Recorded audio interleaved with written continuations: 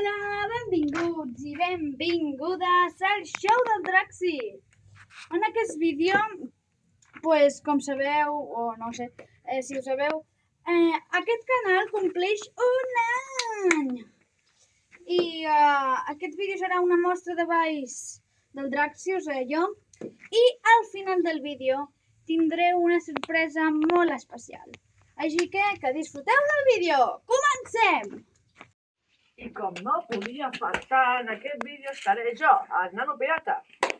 Us hem de dir que aquesta mostra de balls es farà cada 20 d'agost, cada any, que és el dia de l'aniversari del canal del Draxi.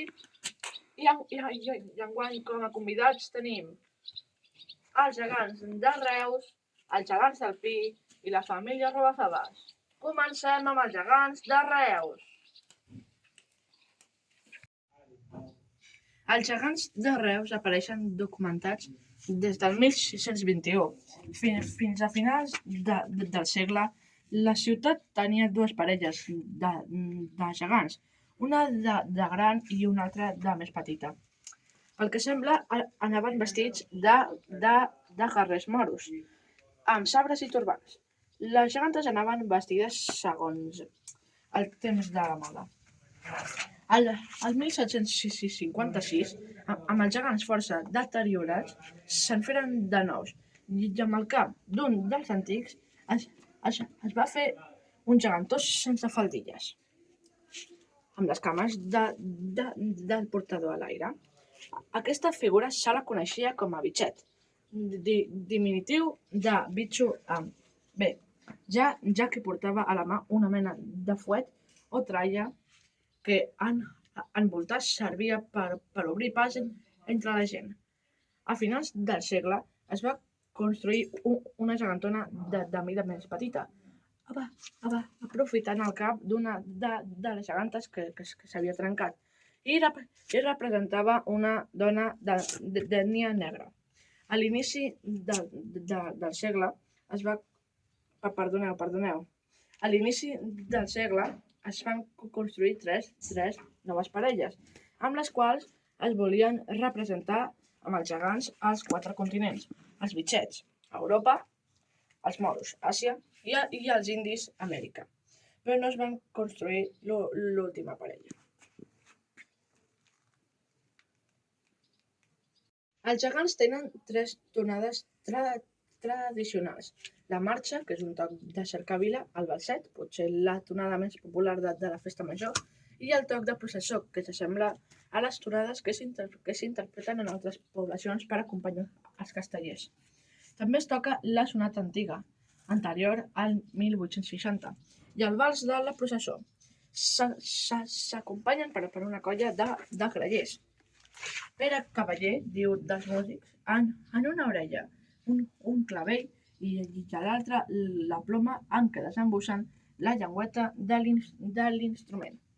Surten el dijous de Corpus i al matí a la tarda del diumenge següent, per la festa major de Sant Pere els dies 28 i 29 de juny i per les festes de la Mare de Déu de Misericòrdia el 25 de setembre.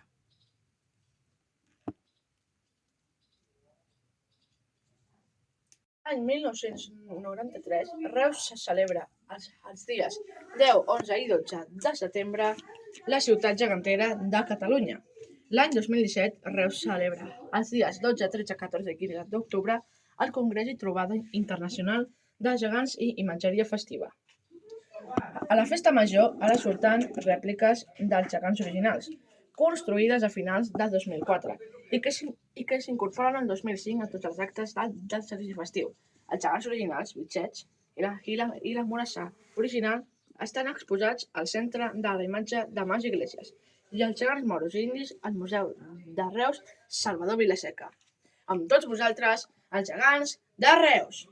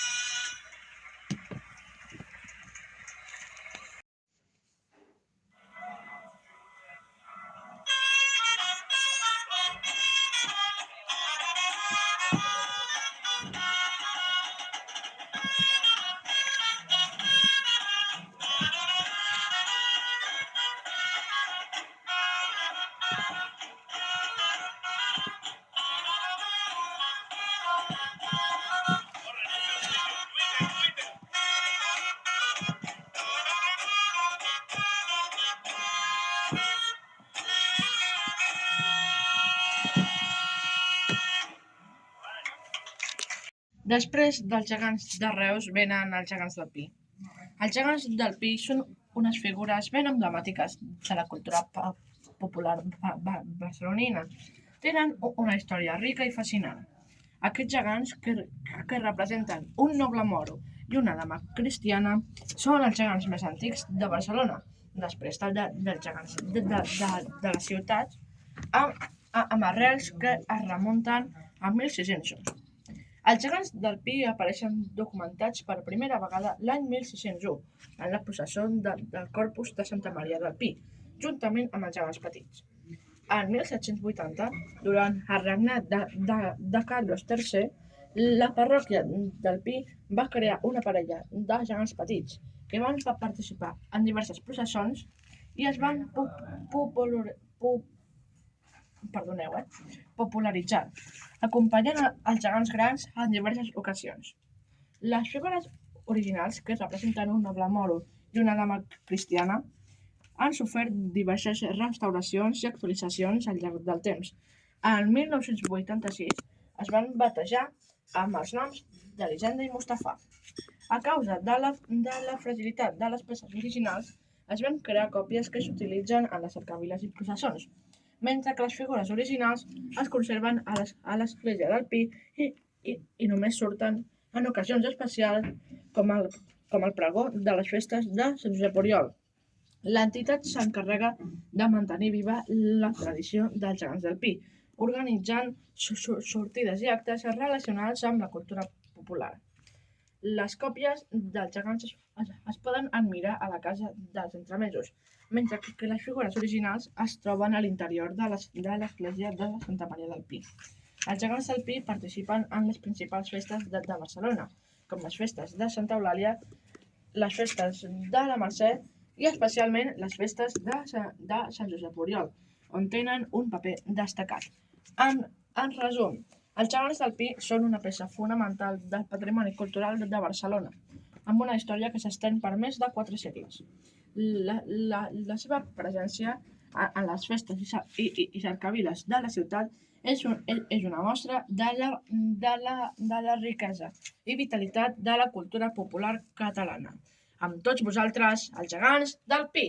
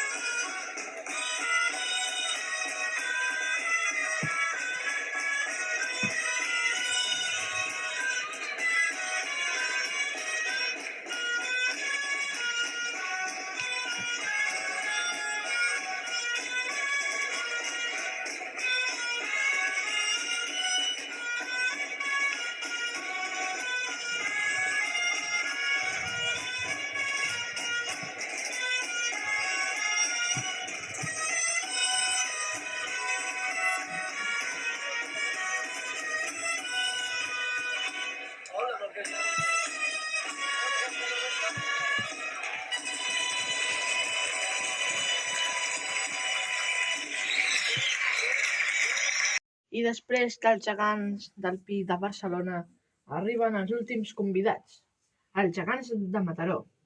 Són liderats per la família Roafaves. Són una de les tradicions més arrelades de la ciutat, documentats per primera vegada al segle XV-I. Perdoneu. Aquests gegants són una part emblemàtica de la festa major, les Santes, i representen la riquesa cultural de Mataró. La família Roafaves està formada per Roafaves, la geganta, la Toneta i el Maneló.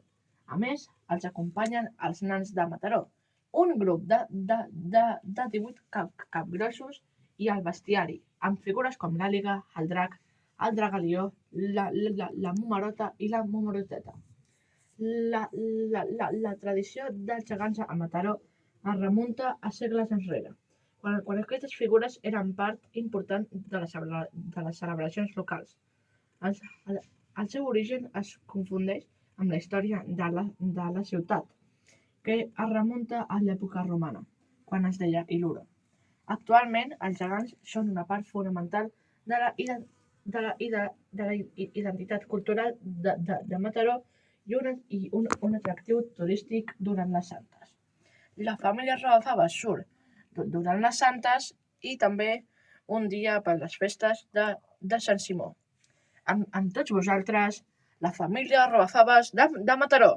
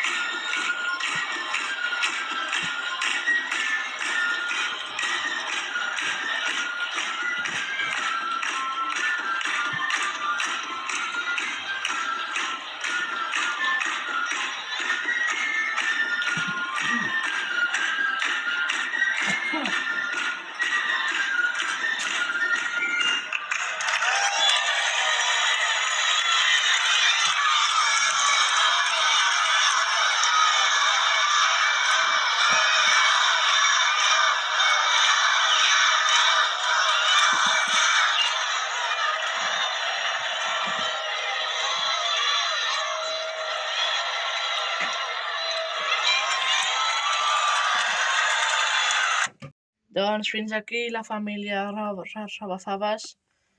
I abans d'ensenyar-vos aquestes sorpreses, doncs us direm la seva història. Comencem amb el Nano Pirata.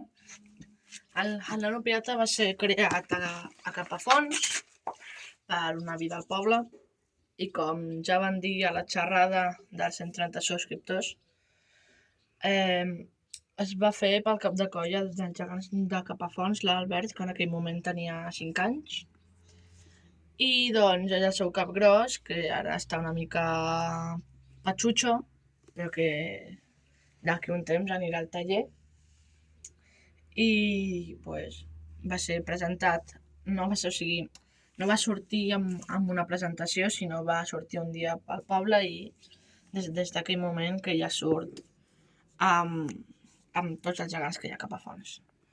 I passem al magnífic Draxi. Va ser criat a Mataró l'any 2023 i el 7 d'abril d'aquell mateix any, el 2023, es va presentar per Setmana Santa a Capafonts amb una presentació que es va fer, que es va parlar també amb l'Ajuntament per fer-ho, que també es van presentar els gegants Dimoni i Drac, i des d'aquell moment que el Draxi forma part del seguici festiu de Capafonts, i també doncs des del 20 d'agost, que és avui, té el seu propi canal de YouTube. Quan es va presentar el Draxi no parlava, però a partir que es va crear el seu canal ja va començar a parlar. Així que amb tots vosaltres ara us ensenyarem les sorpreses i que gaudiu molt d'aquest final de la mostra. Ara el Nano Pirata us té una sorpresa que el Draxi no havia dit. El Draxi havia dit una sorpresa, però en realitat són dos. I és que la primera és el Nano Pirata estrenarà el seu ball propi. Endavant!